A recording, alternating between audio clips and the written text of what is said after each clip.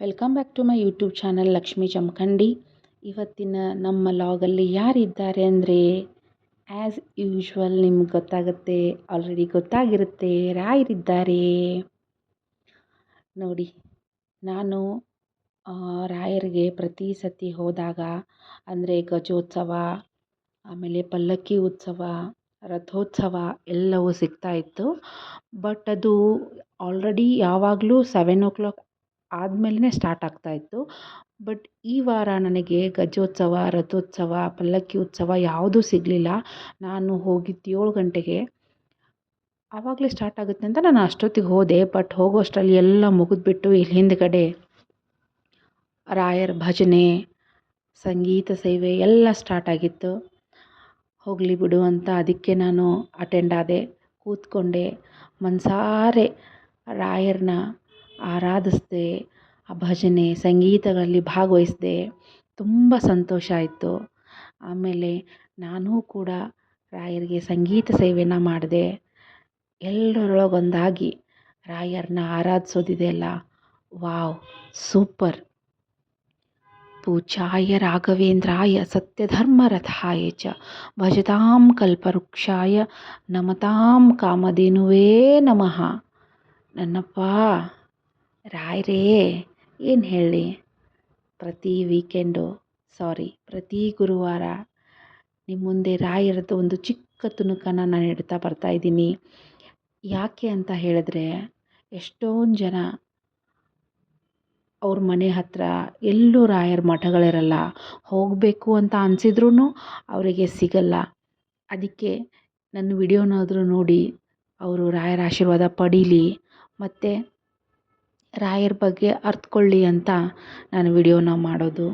ಎಲ್ಲವೂ ಮುಗೀತು, ಭಜನೆ ಎಲ್ಲನೂ ಮುಗಿದ್ಮೇಲೆ ಮಹಾಮಂಗಳಾರತಿ ಸ್ಟಾರ್ಟ್ ಆಯಿತು. ನೋಡಿ, ಅರ್ಚಕರೆಲ್ಲ ಮಾಡ್ತಾಯಿದ್ದಾರೆ. ಆಮೇಲೆ ಅದು ಅವ್ರಿಗೋಸ್ಕರ ನಾನು ವಿಡಿಯೋ ಮಾಡೋದು. ಏನು ಹೇಳಿ, ನಾನು ನಮ್ಮ ರಾಯರ ಮಕ್ಕಳು ದಿನೇ ದಿನೇ ದಿನೇ ದಿನೇ ಹೆಚ್ಚಾಗ್ತಾ ಇದ್ದಾರೆ. ಟೆಂಪಲಲ್ಲಿ ಹೋದರೆ ಜಾಗ ಸಾಲ್ತಾ ಇಲ್ಲ. ಅಲ್ಲಿರೋ ಅರ್ಚಕರೆಲ್ಲ ಹೇಳ್ತಾರೆ, ಬೇಗ ಬೇಗ ದರ್ಶನ ಮಾಡಿಬಿಟ್ಟು ಬರೋರಿಗೆ ದಾರಿ ಮಾಡಿಕೊಡಿ, ಇಲ್ಲಿ ಯಾರೂ ಕುತ್ಕೋಬೇಡಿ ಅಂತ. ಈ ಸತಿ ನನಗೆ ನಾನು ರಶ್ ಇದ್ದರೆ ಏನು ಮಾಡಿಬಿಡ್ತೀನಿ, ದರ್ಶನ ಮಾಡ್ಕೊಂಡು ಬಂದುಬಿಡ್ತೀನಿ. ಏನಕ್ಕಂದರೆ ನನ್ನ ಥರನೇ ಬೇರೆಯವ್ರಿಗೂ ಅವಕಾಶ ಆಗಲಿ, ರಾಯರ ದರ್ಶನ ಅವರೂ ಮಾಡಲಿ ಅಂತ ಹೇಳಿಬಿಟ್ಟು. ಆಮೇಲೆ ನಾನು ಪ್ರತಿ ಸತಿ ಹೋದಾಗ ರಾಯರ ಮಹಾಮಂಗಳಾರತಿ, ಇದು ಇಲ್ಲಿ ಮಾಡ್ತಾರಲ್ಲ, ಇದು ಮಹಾಮಂಗಳಾರತಿ. ಆಮೇಲೆ ಮತ್ತೆ ಮುಂದ್ಗಡೆನೂ ಮಾಡ್ತಾರೆ. ಇದು 8 o'clock 8:30 ಅಷ್ಟರಲ್ಲಿ ಮುಗಿದ್ಬಿಡುತ್ತೆ. ಆಮೇಲೆ 9 o'clockಗೆ ಹೊರಗಡೆನೂ ಮಹಾಮಂಗಳಾರತಿ ಆಗುತ್ತೆ. ಅದನ್ನು ಮುಗಿಸ್ಕೊಂಡೇ ಮನೆಗೆ ಬರೋದು, ಇಲ್ಲಾಂದರೆ ನಂಗೆ ಸಮಾಧಾನನೇ ಆಗಲ್ಲ. ಸೊ ನಾನು ಅಲ್ಲಿವರೆಗೂ ಅಲ್ಲಿ ಕೂತಿರ್ತೀನಿ, ರಾಯರನ್ನ ನೋಡ್ತಾ ಕಣ್ ತುಂಬಿಸ್ಕೊಂಡು ಕೂತಿರ್ತೀನಿ. ಬಟ್ ಈ ಸತಿ ಅವರು ಮೈಕಲ್ಲಿ ಹೇಳೋವಾಗ ಆಯಿತು ಬಿಡು ಅಂತ ಬಂದುಬಿಟ್ಟೆ. ಏನೂ ಬೇಜಾರಿಲ್ಲ, ಹಿಂದ್ಗಡೆ ಮಹಾಮಂಗಳಾರತಿಗೆ ಅಟೆಂಡ್ ಆಗಿದ್ನಲ್ಲ, ನೋ ಪ್ರಾಬ್ಲಮ್. ಸೊ ಕರೆದಲ್ಲಿಗೆ ಬರುವ, ಕರೆದಂತೆ ಬರುವ, ಕರೆದಾಗ ಬರುವ ನಮ್ಮ ರಾಯರು, ಯಾಕೆ ಬೇಜಾರು ಮಾಡ್ಕೋಬೇಕು ಅಲ್ವಾ? ರಾಯರನ್ನ ನೆನೆದ್ರೆ ಸಾಕು, ಸದಾ ನಮ್ಮ ಜೊತೆಗೆ ಇದ್ದಾರೆ. ಇಷ್ಟಾದರೂ ನನಗೆ ಸಿಕ್ತಲ್ಲ ಅನ್ನೋ ಪುಣ್ಯ, ಆ ಸಮಾಧಾನ, ಆ ಸಾರ್ಥಕತೆ ನನ್ನಲ್ಲಿದೆ.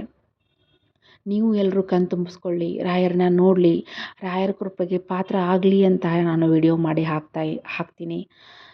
ಸೊ ನಿಮ್ಮದು ಯೂಟ್ಯೂಬ್ ಫ್ಯಾಮ್ಲಿಯಿಂದ ತುಂಬ ಸಪೋರ್ಟ್ ಸಿಗ್ತಾ ಇದೆ. ಹೀಗೆ ಸಪೋರ್ಟ್ ಮಾಡಿ ಆಶೀರ್ವದಿಸಿ ಅಂತ ಕೇಳ್ತೀನಿ.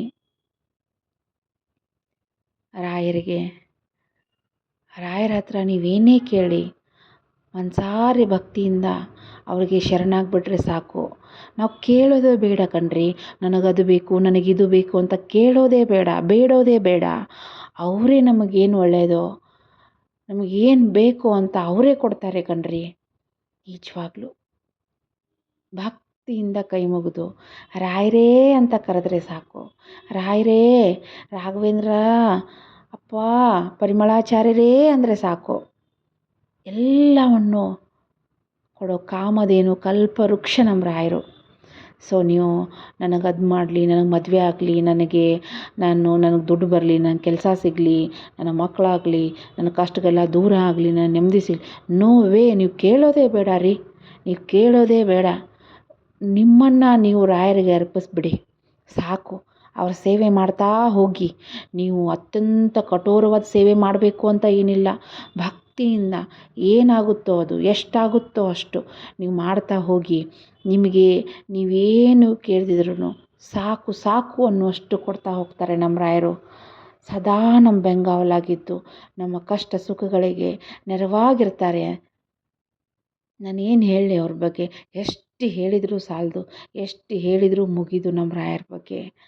ಅಪ್ಪಾ ರಾಯರೇ, ಒಂದು ಕ್ಷಣ ಮೈ ಜುಮ್ ಅನ್ನತ್ತೆ. ಆಮೇಲೆ ಇಲ್ಲಿ ನೋಡಿ, ಭಕ್ತರು ರಾಯರ ಮೇಲೆ ಹೂಗಳನ್ನ ತಂದು ಹಾಕ್ತಾರೆ. ಇನ್ನು ಕೆಲವು ಭಕ್ತರು ಪ್ರಸಾದ ಅಂತ ಹೇಳ್ಬಿಟ್ಟು ಅದೇ ಹೂವನ್ನು ಕಿತ್ಕೋತಾರೆ. ಆ ಮಾಲೆನ ಕಿತ್ಕೊಳ್ಳೋ ಬದಲು ಕೆಳಗಡೆ ಇರೋ ಹೂಗಳನ್ನ ತೊಗೊಂಡೋದ್ರೆ ಚೆನ್ನಾಗಿರುತ್ತಲ್ಲ.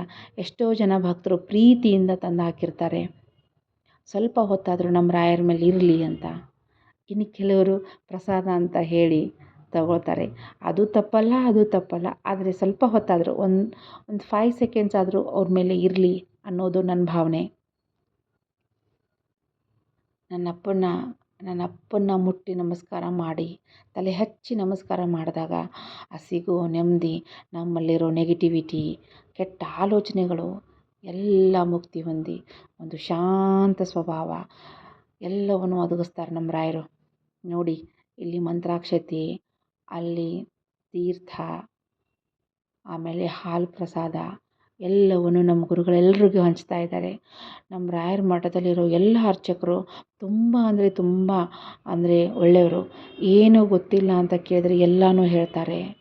ಆಮೇಲೆ ಸಿಡ್ಕಲ್ಲ, ಏನೂ ಮಾಡಲ್ಲ. ನಂಗೆ ಅದೇ ತುಂಬ ಖುಷಿ ಕೊಡೋದು. ನಾನು ತುಂಬ ಹೆದರ್ಕೊಳ್ತಾ ಇದ್ದೆ, ಏನಂತಾರೋ ಏನಿಲ್ಲೋ ಅಂತ, ಹತ್ತಿರ ಹೋಗೋಕ್ಕೂ ಭಯ ಪಡ್ತಾ ಇದ್ದೆ. ಬಟ್ ಹಾಗೆಲ್ಲ ಏನೂ ಇಲ್ಲ. ಗೊತ್ತಿಲ್ಲದೆ ಇರೋದನ್ನು ಕೇಳಿ ತಿಳ್ಕೋಬೇಕು. ಎಲ್ಲದಕ್ಕೂ ಅವರು ಸಹಾಯ ಮಾಡ್ತಾರೆ. ನಮ್ಮ ರಾಯರ ಬಗ್ಗೆ ನನಗೆಲ್ಲನೂ ಗೊತ್ತು ಅಂತ ನಾನು ಹೇಳಲ್ಲ. ನಾನು ಇನ್ನೂ ತುಂಬ ತಿಳ್ಕೊತಾ ಇದ್ದೀನಿ. ಡೇ ಬೈ ಡೇ ಎಷ್ಟು ತಿಳ್ಕೊಂಡ್ರೂ ಕಮ್ಮಿನೇ. ನನ್ನಪ್ಪ ಎಲ್ರಿಗೂ ಒಳ್ಳೇದು ಮಾಡಪ್ಪ, ನಿನ್ನ ಆಶೀರ್ವಾದ ಎಲ್ಲರ ಮೇಲೂ ಇರಲಿ, ನನ್ನ ಮೇಲೂ ಇರಲಿ ಅಂತ ಕೇಳ್ತೀನಿ ನನ್ನಪ್ಪ. ಗುರುಭ್ಯೋ ನಮಃ. ಹರಿ ಓಂ. ಕೃಷ್ಣಾಯ ವಾಸುದೇವಾಯ ಹರಯೇ ಪರಮಾತ್ಮನೇ ಪ್ರಾಣಕ್ಲೇಶನಾಶಾಯ ಗೋವಿಂದಾಯ ನಮೋ ನಮಃ. ಓಂ ಶ್ರೀ ಗುರು ರಾಘವೇಂದ್ರಾಯ ನಮಃ. Thank you so much my dear YouTube family. Subscribers ಜಾಸ್ತಿ ಆಗ್ತಿದ್ದೀರಾ, ಎಲ್ಲನೂ ಒಳ್ಳೆಯದಾಗ್ತದೆ. ಹೀಗೆ ಸಪೋರ್ಟ್ ಮಾಡಿ ಬಡವ್ರ ಮಕ್ಕಳನ್ನ ಬೆಳೆಸ್ರಿ ಅಂತ ಕೇಳ್ಕೊತೀನಿ. Thank you so much.